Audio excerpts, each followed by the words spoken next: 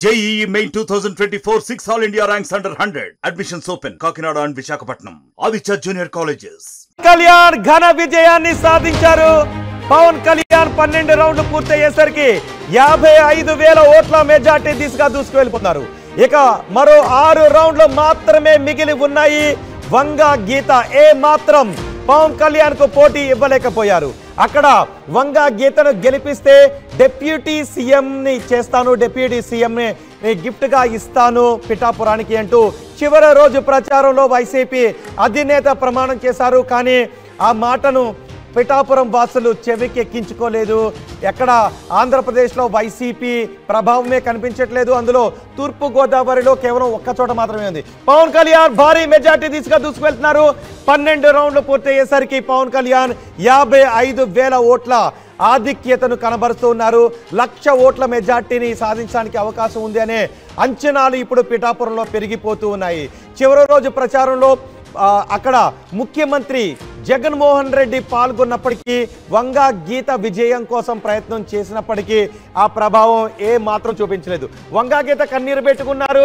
నన్ను పిఠాపురం నుంచి పంపించేస్తారంట అంటూ కన్నీరు పెట్టుకున్నారు. నేను పిఠాపురం నుంచి పోవాలి అంటూ వంగ గీత ఆ రోజు కన్నీరు పెట్టుకున్నారు. జగన్మోహన్ రెడ్డి వంగ గీతను ఓదార్చారు కూడా. వంగ గీతను గెలిపిస్తే ఉప ముఖ్యమంత్రిని గిఫ్ట్ ఇస్తానన్నారు. కానీ ఇప్పుడు ఆయన ముఖ్యమంత్రి కాలేకపోయారు. వంగ గీతను ఏమి ఉప ముఖ్యమంత్రిని చేస్తారు అంటూ టీడీపీ జనసేన నేతలు కౌంటర్లు కూడా వేశారు మధ్యలో. ఇప్పుడు పవన్ కళ్యాణ్ భారీ ఆధిక్యం దిశగా దూసుకువెళ్ళిపోతున్నారు. పవన్ కళ్యాణ్ అడుగడుగున పవన్ కళ్యాణ్ వెన్నంటి ఉన్నారు. ఆయన పవన్ కళ్యాణ్ కోసం సీటును త్యాగం చేసి పవన్ కళ్యాణ్ విజయం కోసం కృషి చేశారు. వర్మ చట్టసభలో మంచి స్థానంలో ఉండాలని కోరుకుంటున్నానంటూ వర్మ గురించి కూడా పవన్ కళ్యాణ్ ఆకాంక్షించారు. ఇప్పుడు పవన్ కళ్యాణ్ భారీ మెజార్టీ తీసుకు వర్మ కూడా అన్నారు. 1,00,000 ఓట్ల మెజార్టీతో పవన్ కళ్యాణ్ గెలిపిస్తానని వర్మ అన్నారు. పిఠాపురం వాసులు దాన్ని నిజం చేసే దిశగా తమ తీర్పును రాశారు. 12 రౌండ్లు పూర్తయ్యేసరికి పిఠాపురంలో 55,000 ఓట్ల ఆధిక్యంలో ఉన్నారు. సుమారు ప్రతి రౌండ్కి కూడా 4,000కు తగ్గకుండా పవన్ కళ్యాణ్ మెజార్టీని నిరూపించుకుంటూ వెళ్ళారు. ఇంకా 6 రౌండ్లు పిఠాపురంలో ఉన్నాయి. పిఠాపురంలో పూర్తి రౌండ్లు కంప్లీట్ అయ్యేసరికి పవన్ కళ్యాణ్ 1,00,000 ఓట్ల దగ్గరగా మెజార్టీని సాధించే అవకాశాలు ఉన్నట్టుగా తెలుస్తోంది. అటు పిఠాపురంకి సంబంధించి ముద్రగడ పద్మనాభం నేను ముద్రగడ పద్మనాభ రెడ్డిగా పేరు మార్చుకుంటాను అంటూ శపథం కూడా చేశారు. పవన్ కళ్యాణ్ ఓడించి తీరుతాను అన్నారు. ఎటువంటి శపథాలు అక్కడ ఫలించలేదు. ఎటువంటి హామీలు అక్కడ ఫలితాన్ని ఇవ్వలేదు. వైసీపీ అధినేత హామీ అక్కడ ఫలితాన్ని ఇవ్వలేదు. ముద్రగడ పద్మనాభం శబదము ఫలించలేదు. పిఠాపురంలో పవన్ కళ్యాణ్ శబదం ఫలించింది. పిఠాపురంలో ప్రజలు పవన్ కళ్యాణ్కు భారీ మెజారిటీని కట్టబెడుతున్నారు. ఉమ్మడి తూర్పు గోదావరి జిల్లాలో ఉన్న 19 నియోజకవర్గాల్లో పిఠాపురం నియోజకవర్గం కూడా ఒకటి. కేవలం ఉమ్మడి తూర్పు గోదావరి జిల్లాలో పోలవరంలో మాత్రమే వైసీపీ అభ్యర్థి కొంత ఆధిక్యతను కనబరుస్తున్నారు. ఈ మిగిలిన 18 నియోజకవర్గాల్లో వైసీపీ ఎక్కడా కూడా ఆనవాళ్లు లేకుండా పోయిన పరిస్థితి మనకి కనిపిస్తోంది. మరో 6 రౌండ్లలో పవన్ కళ్యాణ్ సాధించే మెజార్టీ పైన ఇప్పటి నుంచి అంచనాలు పెరిగిపోతూ ఉన్నాయి. ఆంధ్రప్రదేశ్లోను పిఠాపురంలోను వైసీపీ మొత్తం తుడిచిపెట్టుకుపోవడంతో వైసీపీ అధినేత ఇచ్చిన హామీ అక్కడ ఏమాత్రం ఫలించకపోవడం చివరి రోజు ప్రచారంలో మనం చూసాం. చివరి రోజు పరిణామంలో చోటు చేసుకున్న కొన్ని పరిణామాలను మనం చూడాలి. ఆ సమయంలో అల్లు అర్జున్ నంద్యాలకు వెళ్లారు. శిల్పా రవిచంద్ర విజయం కోసం ఆయన ప్రయత్నం చేశారు. అదే సమయంలో రామ్ చరణ్ పిఠాపురంకి వచ్చారు. వైసీపీ అధినేత జగన్మోహన్ రెడ్డి కూడా పిఠాపురంలో ఉన్నారు. పిఠాపురంలో పవన్ కళ్యాణ్ని ఓడించడానికి వైసీపీ చాలా ప్రయత్నాలు చేసింది. అల్లు అర్జున్ పిఠాపురంకి కాకుండా నంద్యాలకు వెళ్లి వైసీపీ అభ్యర్థిని గెలిపించాలని కోరడంతో అల్లు అర్జున్ చాలా విమర్శలను కూడా ఎదుర్కోవాల్సి వచ్చింది. కానీ పిఠాపురం ప్రజలు చాలా స్పష్టమైన మెజార్టీని పవన్ కళ్యాణ్కు కట్టబెడుతున్నారు.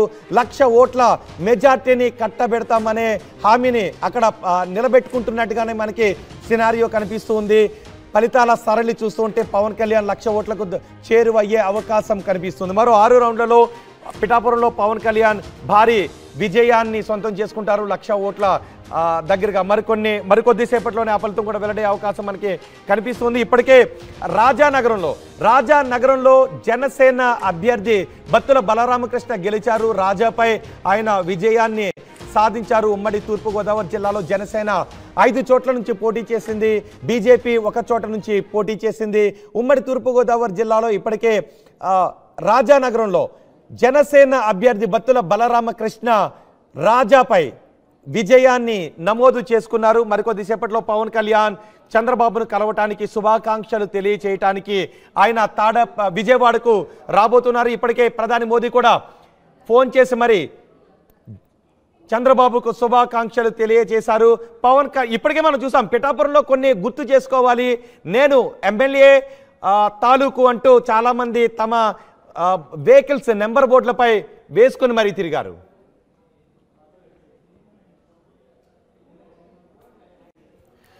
కంటోన్మెంట్ ఎలక్షన్ కి సంబంధించి అప్డేట్ మనకు అందుతుంది. కంటోన్మెంట్ లో కాంగ్రెస్ అభ్యర్థి బీజేపీ నుంచి కాంగ్రెస్ లోకి వచ్చారు. ఆయన కాంగ్రెస్ నుంచి పోటీ చేశారు. గణేష్ ఘన విజయాన్ని సాధించారు.